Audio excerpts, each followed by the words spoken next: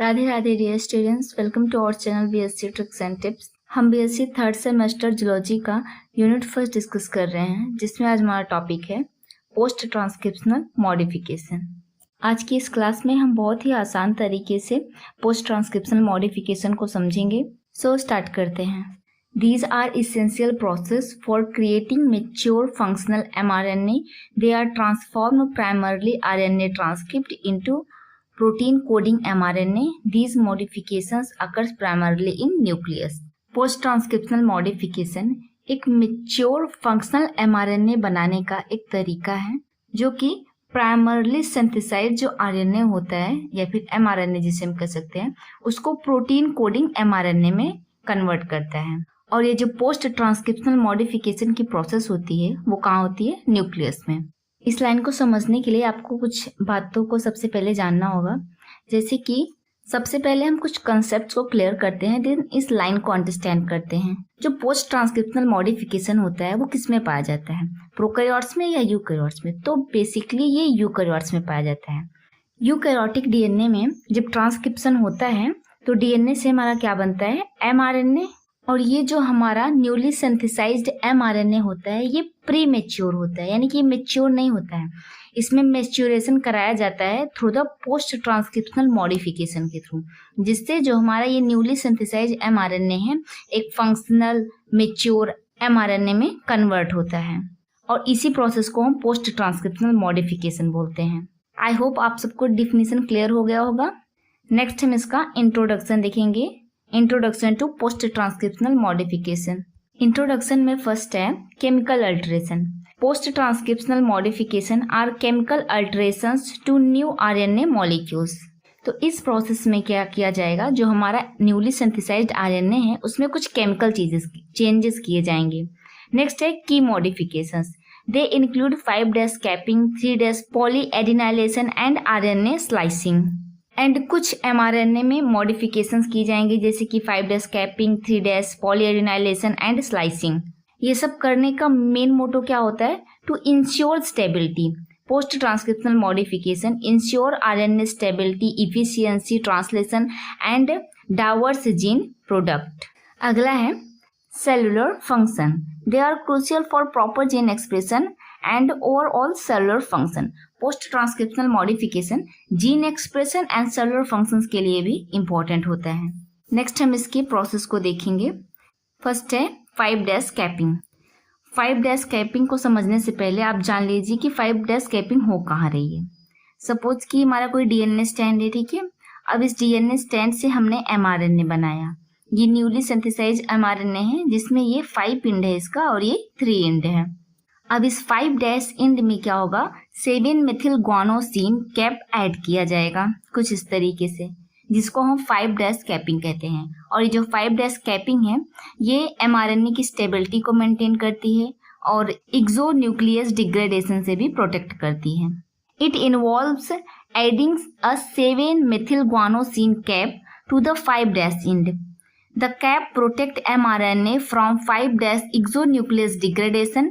It also facilitates ribosome binding for translation initiation. Furthermore, it aids in the nuclear export of the mRNA.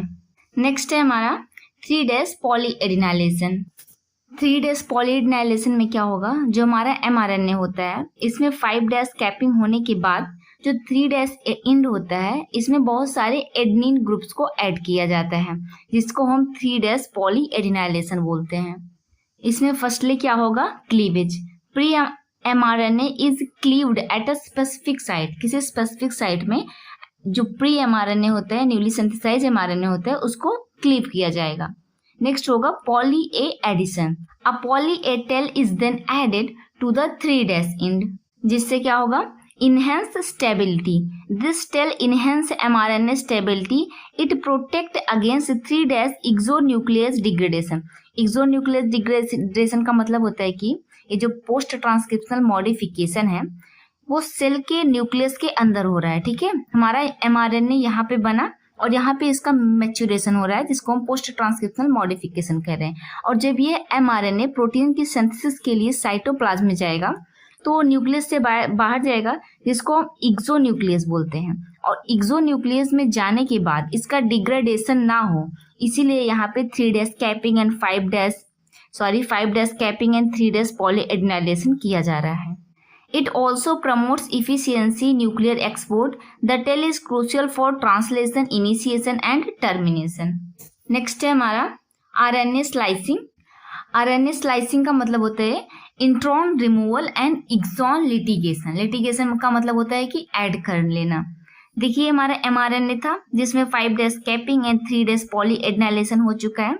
अब ये जो coding region होता है इसमें introns and exons बहुत present होते हैं। अब इसमें जो इंट्रॉन्स प्रेजेंट होंगे उसको स्लाइस करके निकाल दिया जाएगा, जिसको हम RNA स्लाइसिंग बोलते हैं। यहाँ पे क्या हो रहा है, intron removal and next exon litigation. Non coding introns are precisely removed and coding exons are then precisely joint together. And we all know that जो एक्सॉन्स का पार्ट होता है RNA का, वही प्रोटीन के सिंथेसिस में इन्वॉल्व होता है। नेक्स्ट है function of post transcriptional modification.